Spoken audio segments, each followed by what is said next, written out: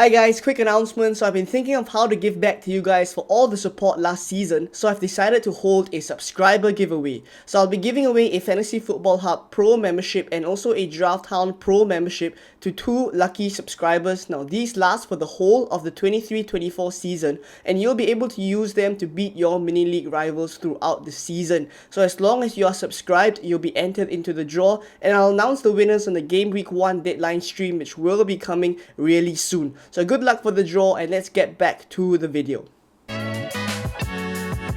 Hi guys, welcome back to the channel. FPL Consult here, and today we're going to take a look at Gameweek 1's highest predicted points team. So for those of you guys new to this series did really well last season. It was quite popular because a lot of you guys were very interested to look at the best possible team each game week and see how many of these players you can get in your own drafts. Right, so a good gauge is about half the team. If you can get at least 5 to 6 of these players in your team every week as I go along from game week 1 all the way to the end of the season, you probably will score quite well as well. Drafthound is pretty accurate, and of course they are the sponsors of today's video. So the way that I collate all the information is I basically head over to the Drafthound website. They have all the player rankings here in terms of predicted points, etc., which is really useful. And on top of that, there's other useful tools like fixture analysis that you see here, where there's the clean sheet odds, there's also the winning odds, etc. Alright, so all these are collated from different sources and aggregated on this very simple and easy to use website. Right above me as well, there is the team tool, where basically you can load your team and then after that make some changes and look at how many points you are projected to get as well. So Drafthound is really useful, and they are the sponsor of today's video, so do check them out. But let's get on with the video, and for today I have the best 11 players possible for game week 1. Now of course, as per usual, there's no budget criteria. We just want to see who are the 11 players that will score the most points and put them in a team. Right, so the formation is a 3-5-2, which is actually no surprise, considering that the template is also pretty much the 3-5-2 formation template as of now. Right, so there are a couple of injuries here and there, so this draft also takes into account those injuries. So let's talk about these players. And in goal we have Jason Steele. Now he plays Luton Town at home. Right, so Brighton do have a good run of fixtures for the first 3 game weeks, and after that it does get bad. Right, but of course, because they play Luton Town at home, is arguably one of the best fixtures in game week 1. And Jason Steele, now that Robert Sanchez has left Brighton for Chelsea, Jason Steele would probably be the first choice, you would think so. And in that style of play where Brighton they like to build up from the back, Jason Steele would probably get quite a number of passes through as well, and that basically means that his bonus points would be pretty high. Right, so Jason Steele is at 4.1 predicted points, and I do think like against Luton Town he could very well just keep a clean sheet there. Same goes for Estupiñán as well, and on top of the clean sheet potential, Estupiñán of course presents his own attacking threat. 5.3 predicted points for Estupiñán, so I do think like it is a target that is very reachable for him, and I think it's a fair prediction. I do expect him to get quite a couple of attacking returns in these first few fixtures, and on top of that, given how attacking he is, you would think that his ownership is really high. He's one of the more popular defenders that all of us are going for at this point in time. In the middle of the defense, there's Luke Shaw. Now, Luke Shaw plays Wolves at home. 4.7 predicted points for Luke Shaw, and you would think that Wolves, given that they're not a very strong attacking side, right, would probably not score against Manchester United, given that the Manchester United's defense has sharpened up a little bit. Onana as well does add a little bit of strength to that Manchester United defense, where he is pretty good with his goalkeeping, and of course his attributes are also being very good with the ball at his feet as well. So I do think like this whole dynamic of having a rather strong defense on Manchester United will see them keep quite a couple of clean sheets as well. 4.7 predicted points for Luke Shaw. When you add his attacking threat, I don't think it's a target that is not attainable. Right, and lastly, Kieran Trippier. Now Trippier is someone that not a lot of us are going for.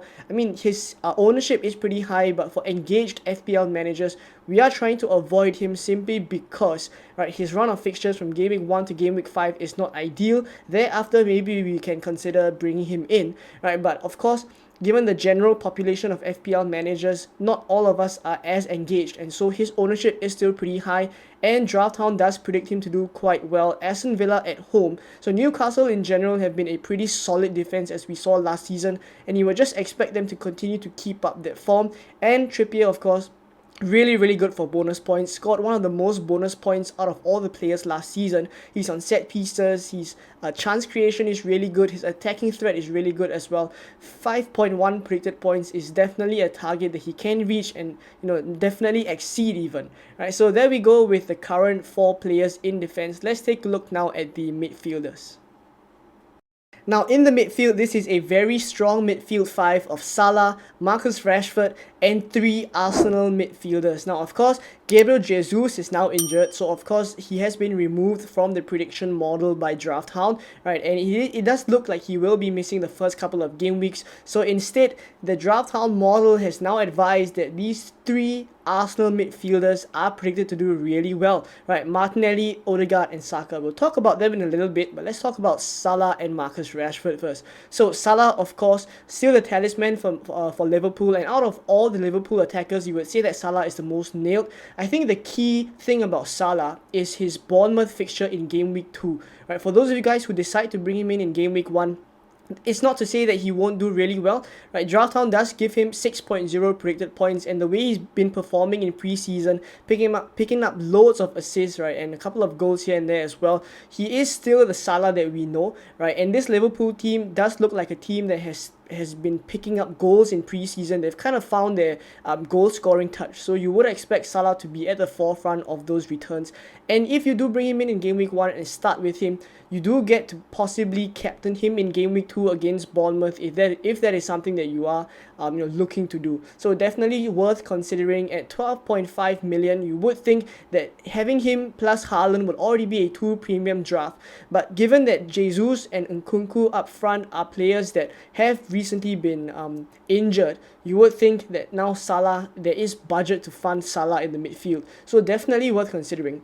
Marcus Rashford plays Wolves at home, so 5.6 predicted points for him. It does look like Marcus Rashford will be starting in the centre forward position because Rasmus Højlund, it does seem like he's not fit at this point in time. So because of that, Marcus Rashford seems like he will be the one playing at centre forward. Wolves at home, you would fully expect at Old Trafford for Manchester United to dominate a large part of that game. 5.6 predicted points for Rashford, you would think it is possible, right? And as for the 3 Arsenal midfielders, Martinelli, Odegaard and Saka, from last season as well, we can already tell that these are players who are going to bang this season as well if they are able to keep up their form. Now, starting the season at home at the Emirates against Nottingham Forest, I don't think it gets any better than that. And of course, all of these players in their own right have just improved so much as players, right? Looking at the way the Arsenal attack is gelling in preseason as well, it looks pretty good, right? But the only concern I would say out of these 3 players is that Martinelli may not be 100% nailed because there's always Trossard, and there's also other options up front like Nketiah, who can play centre forward, and then after that Havertz is also going to get involved here. So Martinelli may be the one out of these 3 players to give way, because you would think that Odegaard and Saka are pretty much nailed. So Martinelli has 5.6 predicted points, Odegaard has 5.5, Saka has 5.6 as well. You would think these are fair predictions for all these players, but as I mentioned just now, Martinelli a little bit of a slight risk, but of course if he starts, great attacking threat, and of course if you take a look at last season's numbers, he actually fared pretty well compared to Odegaard and Saka. Now as for Odegaard and Saka, I think nothing much to speak about them. They are just players that have done super well last season. Saka potentially still on penalties despite missing one in preseason, so that remains to be seen. But Odegaard in that kind of key position in the attack where he kind of links everything together, feeds the balls and gives assists as well, you would think that he will continue to be very involved. He did outperform his data a little bit last season, but going into this season you will still think like he's a key part of Arsenal's attack that will continue to get chances, and he's pretty good at shooting from outside the box as well, so do keep a lookout for that. And then Saka, of course, Arsenal star boy, I think he definitely has to be included, and he's actually a name that is pretty much locked in everyone's game week 1 draft. So let me know what you guys think of this midfield 5, and let's take a look now at the forwards. So up front is Erling Haaland and Harry Kane. Now of course Erling Haaland is at 7.6 predicted points, which tops all the players in terms of predicted points by Draft Hound, right? So you would think that playing against Burnley away, right, a championship team that has just come up, you would fully expect Erling Haaland to get some goals there, and you wouldn't put it past him to get a hat-trick as well. So 7.6 predicted points, I would say is conservative, right? You would think that if he gets, 2 goals and maybe an assist, he already far exceeds that, and that's not something we put past Haaland to do in any game as well.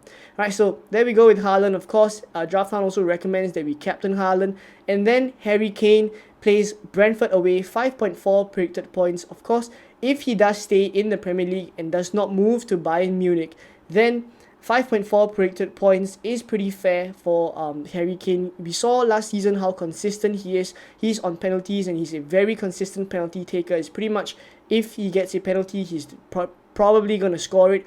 And of course, that's not the only way. As we have seen Tottenham in the past season as well, they can score goals, right? So Harry Kane has always been involved in Tottenham's goals, and the issue for Tottenham is not so much their attack, but I think their defense, right? So in the attacking department, I still do feel like Tottenham are looking pretty good. Richarlison, Son, Kulusevski, these are all players that can feed Harry Kane the balls that he needs and score against Brentford. So I wouldn't put it past him to get 5.4 predicted points as well. So this is the team, a 3-5-2 formation, and the total predicted points for this team is 68.1. So that is pretty high. So let me know how many of these players you actually have in your draft. Of course, the budget for this team is unlimited, so it's pretty much impossible to get this team in your own draft. But as I mentioned at the start of the video, 5 to 6 of these players in your draft every game week, and you would pretty much see yourself doing quite well, right? Because DraftHound's predictions, as I've mentioned, and I followed them the whole of last season as well,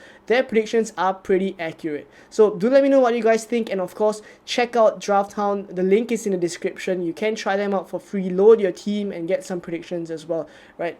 That's it for this video. I hope you guys enjoyed this one, and I will catch you guys in more pre-season content very soon. Bye-bye.